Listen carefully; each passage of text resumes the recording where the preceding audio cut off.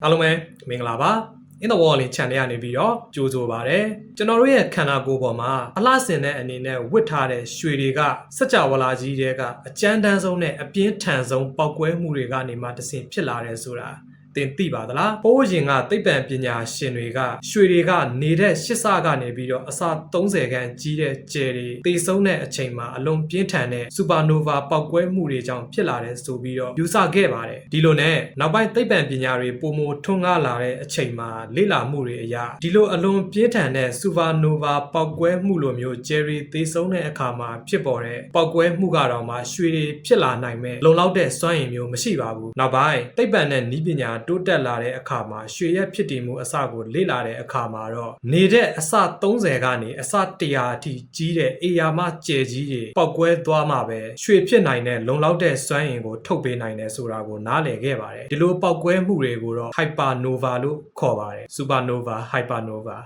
နာမည်လေးတွေကတော့မိုက်တယ်နော်ဒါပေမဲ့ဖြစ်စဉ်တွေကတော့တော်တော်လေးကြမ်းတမ်းပါတယ်တကယ်တော့ဒီ hypernova ဖြစ်စဉ်ဆိုတာက black hole ပြီးလို့ရှိရင်စကြဝဠာထဲမှာအင်အားအကြီးဆုံးနဲ့အပြင်းထန်ဆုံးဖြစ်စဉ်ကြီးတစ်ခုပဲဖြစ်ပါတယ်ဒီ hypernova ဖြစ်စဉ်တွေကနေမှတဆင့်အရာအလုံးကိုဝါမျိုးမဲ့ black hole ဆိုတဲ့အရာဖြစ်လာတာပဲဖြစ်ပါတယ်ဒီပေါက်ကွဲမှုကဘယ်လောက်ထိပြင်းထန်လဲဆိုရင်ဟင်းလင်းမြင်အောင်မှပေါက်ထွက်ပြီးတော့ကျွံကျသွားတယ်ဆိုတဲ့သဘောပေါ့ဗျာကျွန်တော်တို့ဒီ supernova ပေါက်ကွဲမှုဖြစ်စဉ်တွေမှာဆိုရင်တော့ neutron gel တွေနဲ့ black hole အသေးစားလေးတွေပဲဖြစ်လာနိုင်စေတာဖြစ်ပါတယ်neutron gel ဆိုတာလဲသူ့ရဲ့သိသေးစားကဘယ်လောက်ထိများလဲဆိုလို့ရှိရင် neutron gel ပေါ်ကသူ့ရဲ့ neutron gel အမုံလေးတွေကိုဇွန်းတစ်စွန်းစာခတ်လိုက်လို့ရှိရင်အဲ့ဒီဇွန်းဟာတန်ချိန်တန်ပေါင်းများစွာအထိ၄ချိန်ရှိမှာပဲဖြစ်ပါတယ်နောက်ထပ်စကြဝဠာထဲမှာ hypernova ဖြစ်စဉ်လိုမျိုးရွှေတွေကိုထုတ်ပေးနိုင်တဲ့ဒုတိယဖြစ်စဉ်ဆိုလို့ဒီ neutron gel နှလုံးဝင်တိုက်မိတဲ့ဖြစ်စဉ်ပဲဖြစ်ပါတယ်ဒီလိုတိုက်မိတဲ့ဖြစ်စဉ်ကလည်းအင်မတန်ကြီးမားတဲ့စွမ်းရည်တွေကိုထုတ်ပြီးတော့ရွှေတွေစကြဝဠာတွေကိုဖြန့်ပတ်ပေးပါတယ်သိပ္ပံပညာရှင်တွေကကျွန်တော်တို့ရဲ့စကြဝဠာထဲမှာ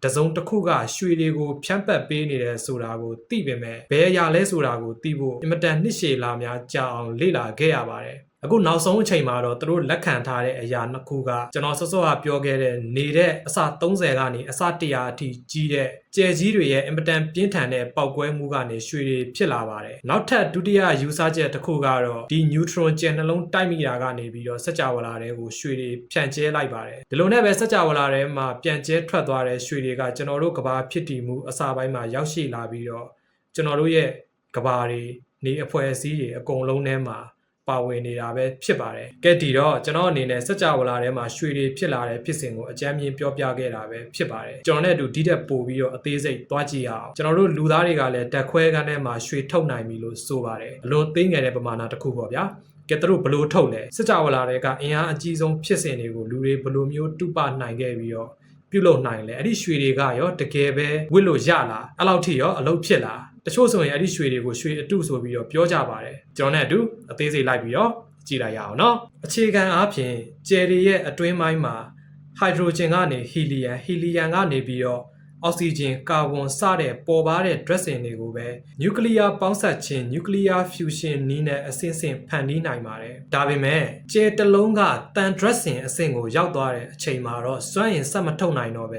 လောင်စာကုန်ပြီးတော့သေဆုံးသွားရပါတယ်တန်တက်လေးတဲ့ရွှေပလက်တီနမ်ယူရေနီယံတို့လိုမျိုး dressing တွေဖြစ်လာဖို့အတွက်တာမန် fusion တဲ့အစမတန်ပြင်းထန်တဲ့ neutron capture လို့ခေါ်တဲ့ neutron ဖမ်းယူခြင်းဖြစ်စဉ်ကိုလိုအပ်ပါတယ်ဒီနေရာမှာကျွန်တော်စောစောကပြောခဲ့တဲ့ neutron ဖမ်းယူခြင်းဖြစ်စဉ်ကိုဖြစ်စေနိုင်တဲ့စကြဝဠာတွေကအကြမ်းတမ်းဆုံးဖြစ်စဉ်တွေစီကိုရောက်လာပါတယ်လက်ရှိခေတ်သစ်သိပ္ပံပညာမှာစကြဝဠာထဲမှာရှိနေတဲ့ရွှေတွေအများစုက neutron gel နှလုံးဝင်တိုက်တာကနေပြီးတော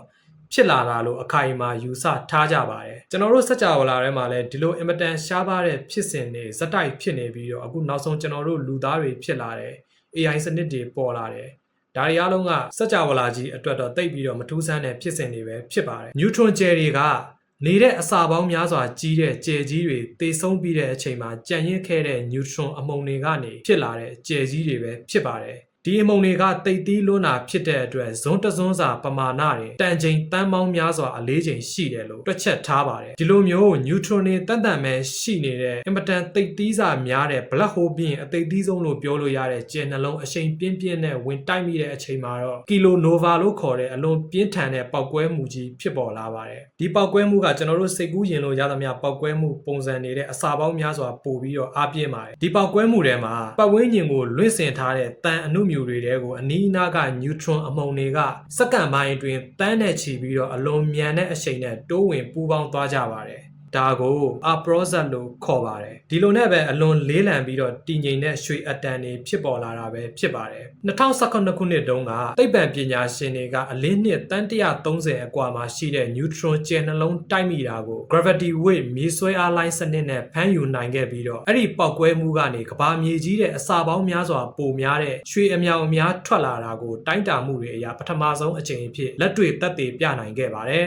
ဒီနေရာမှာစကားဆက်မိလို့ပြောရရင်စัจ java လာထဲမှာထူးဆန်းတဲ့ဖြစ်စဉ်တွေကအများတန်းရှိနေပါတယ်ကျွန်တော်တို့လူသားတွေဆိုရင်စัจ java လာတွေကကြယ်တွေကို telescope နဲ့လေ့လာနေရင်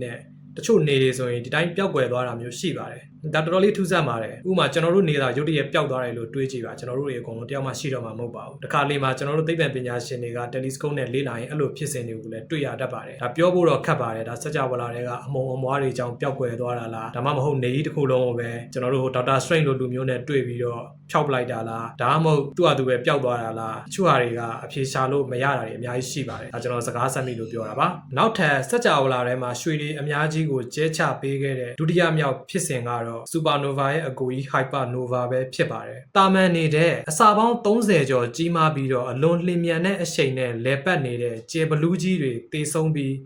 black hole တွင်းတဲ့အဖြစ်ပြိုဆင်းသွားတဲ့ဖြစ်စဉ်မှာလည်း Aprosat ဖြစ်ပွားနိုင်လောက်အောင်စွမ်းအင်ကပြင်းထန်ပါတယ်ဒီလိုအင်မတန်ရှားပါတဲ့ hypernova ဖြစ်စဉ်မျိုးကလည်းစัจ java လာတက်တန်းအစောပိုင်းကာလတွေမှာရွှေအချို့ကိုဖန်တီးပေးခဲ့နိုင်တယ်လို့သိပ္ပံပညာရှင်တွေကတွက်ချက်ထားပါတယ်အနှစ်ချုပ်ရရင်စัจ java လာထဲမှာရှိသမျှရွှေတွေရဲ့60%ကနေပြီးတော့80%အထိက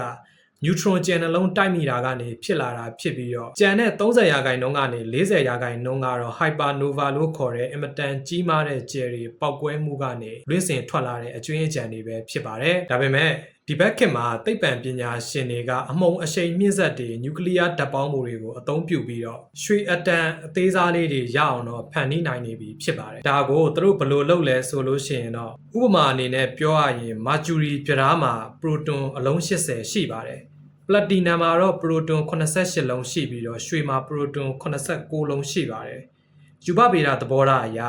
ပြဓာတွေကနေပြီးတော့ proton တစ်လုံးကိုဖယ်ထုတ်နိုင်လိုက်ရင်ဖြစ်ဖြစ် platinum ထဲကို proton တစ်လုံးထည့်လိုက်နိုင်ရင်ပဲဖြစ်ဖြစ်အဲ့ဒီ dressing ကရွှေအဖြစ်ကိုအလိုလျောက်ပြောင်းလဲသွားမှာပဲဖြစ်ပါတယ်။ဒါကိုအမုံအရှိန်မြင့်စက်တွေဒါမှမဟုတ်နျူကလ িয়ার ဓာတ်ပေါင်းမှုတွေကိုအသုံးပြုပြီးတော့သိပ္ပံပညာကလုပ်နိုင်ပါတယ်။ဒါပေမဲ့ပြဿနာတစ်ခုတော့ရှိပါတယ်။ကျွန်တော်တို့ခန္ဓာကိုယ်မှာအလှဆင်တဲ့အနေနဲ့ဝတ်ထားတဲ့ရွှေလိုမျိုးတည်ငြိမ်တဲ့ရွှေအမျိုးအစားကိုတော့တက်ခွဲခန်းကထုတ်တဲ့ရွှေကဖြစ်နိုင်မှာမဟုတ်ပါဘူး။တချို့ရွှေတွေကတော့တည်ငြိမ်ကောင်းတည်ငြိမ်နိုင်ပါတယ်။ဒါပေမဲ့တက်ခွဲခန်းကထုတ်တဲ့ရွှေအများစုကတော့ရေဒီယိုတတိကြွနေတဲ့ isotope တွေဖြစ်တဲ့အတွက်ကြောင့်လူတွေကင်တွယ်ဝစ်စင်မှုအတွက်အန္တရာယ်ရှိပါတယ်။ဒါကြောင့်လူတွေဘလောက်ပဲနည်းပညာတိုးတက်လာသဘာဝတရားကြီးကိုတော့အန်တုနိုင်မှုကခက်ခဲနေသေးပါပဲဖြစ်ပါတယ်။မိတ်ဆွေတို့ရော